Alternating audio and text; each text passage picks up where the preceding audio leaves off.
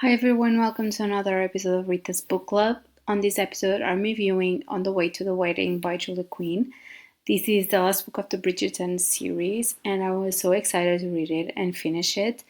Gregory has always been on the back of the story, and we saw different glimpses of him through his siblings' stories, so I was very excited for this one. Unlike most men of his acquaintance, Gregory Bridgerton believes in true love, and he is convinced that when he finds the woman of his dreams, he will know in an instant that she is the one. And that is exactly what happened. Except she wasn't the one. In fact, the ravishing Miss Hermione Watson is in love with another, but her best friend, the ever practical Lady Lucida Abernathy, wants to save Hermione from a disastrous alliance, so she offers to help Gregory win her over, but in the process, Lucy falls in love with Gregory. Except Lucy is engaged, and her uncle is not inclined her back to let her back out of the betrothal, even once Gregory comes to his senses and realizes that it is Lucy, with her sharp wit and funny smile, uh, who makes his heart sing. And now, on the way to the wedding, Gregory must risk everything to ensure that when it comes to kissing the bride, he is the only man standing at the altar.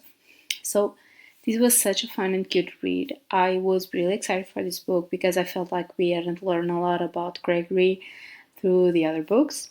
It's normal since he was younger, but I loved the moments we saw of him, especially his relationship with Anthony, his older brother, but I will develop that in a bit.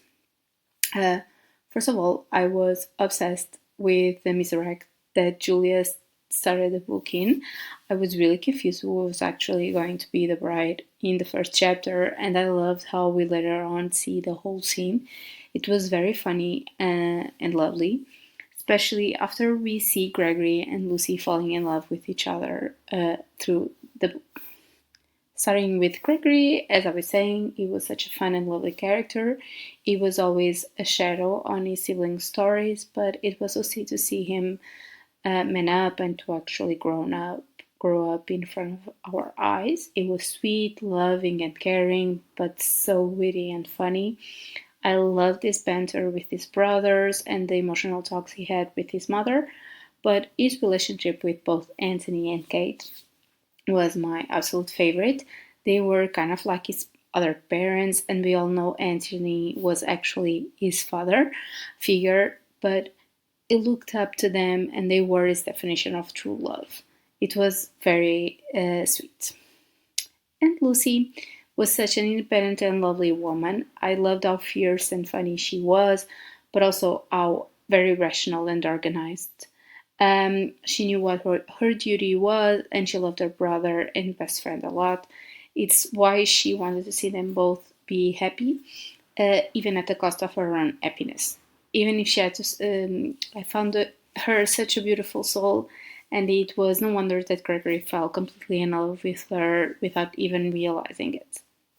These two together were just so precious. It was so lovely to see them build a tentative relationship and develop that into an alliance that quickly became a beautiful friendship.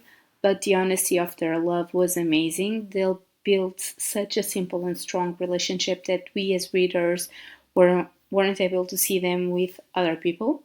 The chemistry was all there, and I genuinely believe that the funny moments and banter really made the whole story sparkle. We have a few dramatic moments to make the story more dynamic, I guess, but I loved how they overcame everything others threw at them. They both fought for their love and friendship, and that's all one could really ask. It was so lovely to read this whole series and to end it with Gregory, to see him from the beginning as a little kid to become an incredible young man that was just looking for love and happiness with Lucy, his special one. Honestly, I've also read all of the extra stories or the second epilogues, and it warms my heart that all of these characters lived happily ever after. I also have on my TBR Queen Charlotte, and I hope to read it too because I really, really loved that series. As always, if you like this video, please like, comment, and subscribe to my channel. You can also follow me on Instagram at ritasbookclub for more content. Thanks for watching. I see you next week. Happy readings.